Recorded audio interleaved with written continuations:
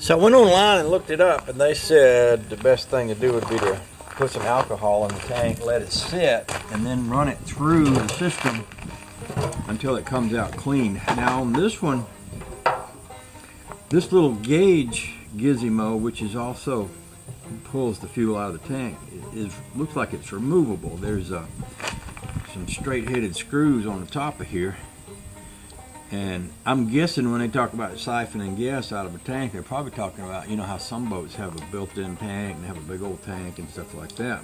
But I'm thinking for a small tank like this, if I took this out, took this off and took it out, I might be able to clean it out and then put some alcohol in here and squish it around and pour it out.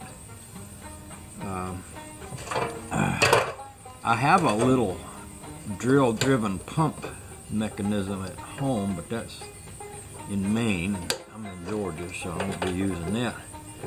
And maybe if I could get this, it looks like all the screws are coming loose pretty easy. If I could get this thing off, clean it out, clean the line out,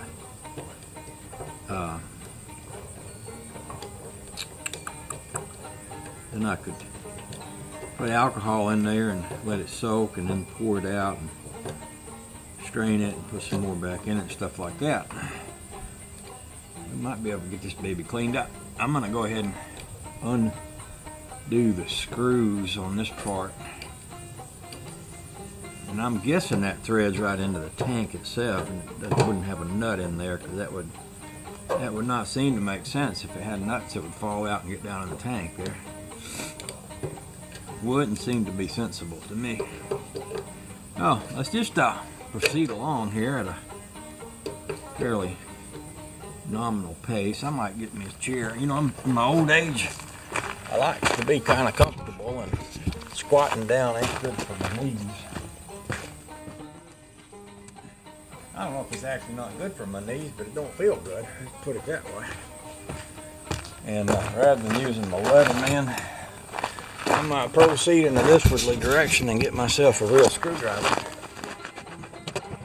Oh, and the other thing is, if I had a little bag, I could be putting all these little screws in a little bag. So let's proceed in this bag. Oh, joy.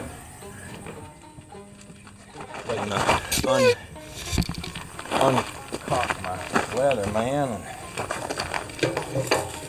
place it back in my handy dandy little Leatherman pouch.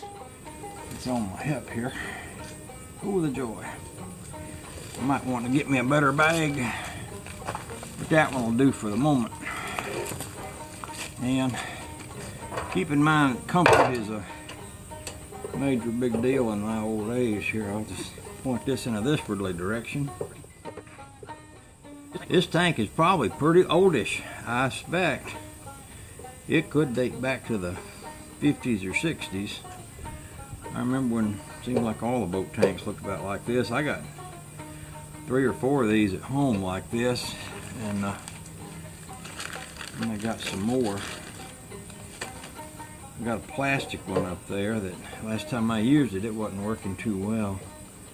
But I think the fitting on it wasn't right for the boat I was using. Anyway, yeah, baby. Ooh, the door. See, that's why I should have a better bag, because I'm already dropping screws. This one here.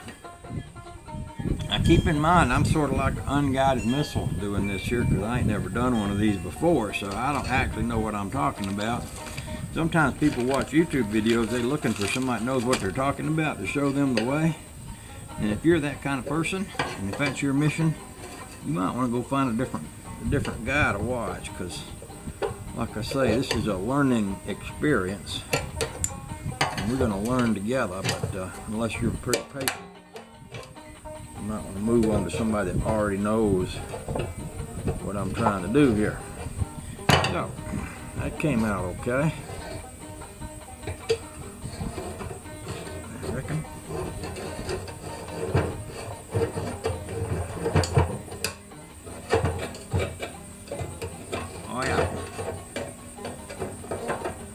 I'm glad I didn't try to use that one. That is completely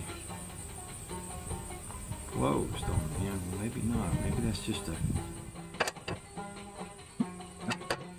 That little gizmo works. That's the fuel level. That looks bad. I don't know if y'all can see this. This is the